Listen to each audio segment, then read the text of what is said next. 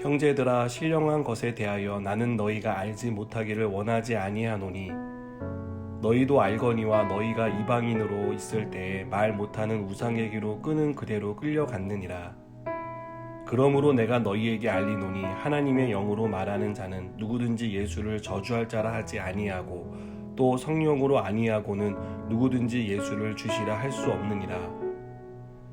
은사는 여러 가지나 성령은 같고 직분은 여러 가지나 주는 같으며 또 사역은 여러 가지나 모든 것을 모든 사람 가운데서 이루시는 하나님은 같으니 각 사람에게 성령을 나타내심은 유익하게 하려 하심이라.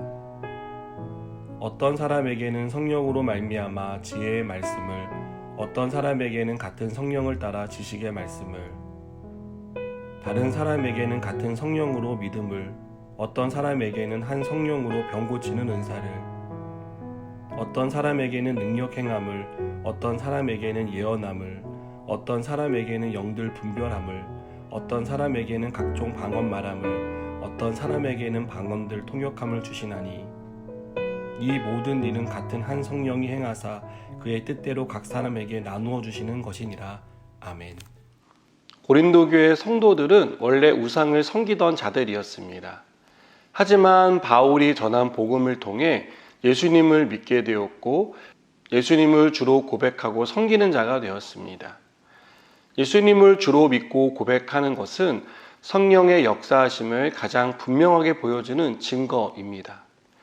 그래서 바울은 하나님의 영으로 말하는 자는 누구든지 예수를 저주할 자라 하지 아니하고 또 성령으로 하지 아니하고는 누구든지 예수를 주시라 할 수 없다라고 말합니다. 하나님은 예수님을 주라 고백하는 성도들에게 은사를 주십니다. 바울은 11절에서 은사를 그의 뜻대로 각 사람에게 나누어 주시는 것이다 라고 설명합니다. 은사는 내가 노력해서 쟁취하는 것이 아니라는 것입니다.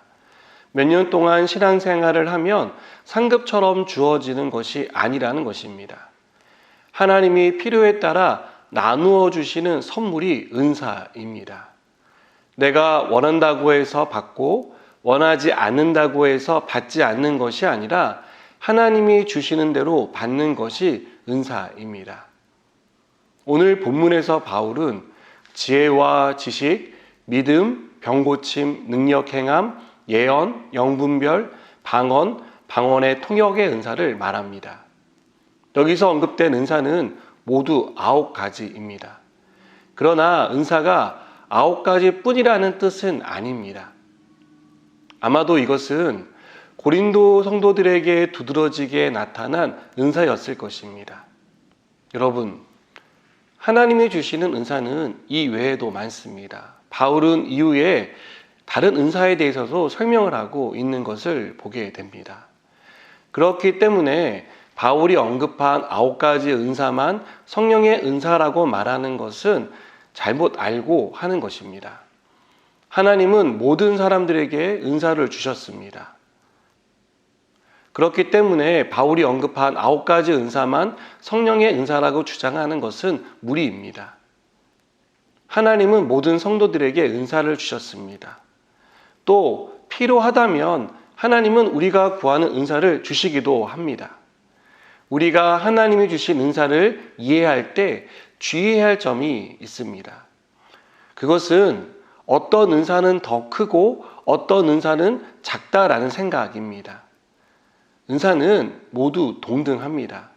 그렇기 때문에 어떤 은사가 더 크다고 말하는 것이나 어떤 은사는 더 작다고 말하는 것은 적절하지 않습니다.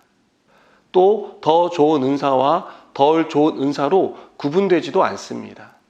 하나님이 우리에게 주신 은사는 다 좋은 은사라는 사실을 믿으시기 바랍니다. 여러분, 우리의 관심은 나에게 주신 은사가 무엇이냐를 발견하는 것이 되어야 합니다.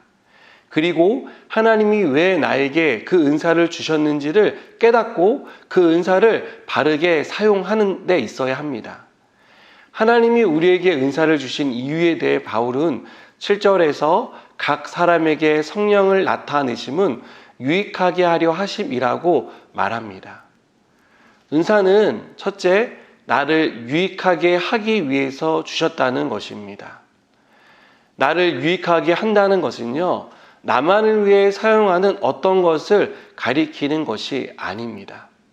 우리는 나에게 주신 은사를 통해 하나님의 역사하심을 확신하게 됩니다. 하나님의 살아계심을 은사를 통해서 알게 되는 것이죠. 그리고 그 은사를 통해서 우리의 연약해진 믿음이 다시 한번 견고하게 세워지는 경험을 하게 됩니다. 바로 이것이 은사를 우리에게 주신 이유이고 내 유익을 위해서 은사를 주신 목적이라는 것입니다. 둘째는 교회를 유익하게 하기 위해서 은사를 주셨습니다. 여러분, 은사는 나만의 전유물이 되어서는 안 됩니다. 나만을 위해 사용하는 것은 은사를 주신 이유와 목적에 부합되지 않습니다. 하나님은 우리가 가진 은사를 통해 교회의 공동체를 유익하게 하기를 바라십니다. 우리가 있는 공동체가 우리에게 주신 은사를 통해서 바르게 세워지고 유익하게 되기를 원하신다는 것입니다. 바울이 은사에 대해 설명하면서 은사를 덕을 세우는 것과 연결하는데요. 이것은 우리의 은사 사용이 교회의 덕을 세우는, 즉 유익하게 하는데 초점을 맞춰야 한다는 것을 가리킵니다. 사랑하는 여러분, 우리는 하나님이 주신 은사를 통해 교회를 유익하게 세워 나가야 합니다. 우리가 받은 은사가 아름답게 사용되어 교회가 건강하게 세워지는 일에 쓰임받는 저와 여러분 되기를 축복합니다. 기도하시겠습니다. 하나님, 우리에게 각양 좋은 것으로 주신 그 은혜들을 기억하고 감사합니다. 오늘도 베풀어 주신 은사를 통해서 우리가 우리의 믿음을 더욱 견고하게 세워나가게 하시고 또 우리의 공동체를 아름답고 유익한 공동체로 만들어갈 수 있도록 우리 가운데 은혜 베풀어 주시옵소서. 예수님의 이름으로 기도드립니다. 아멘.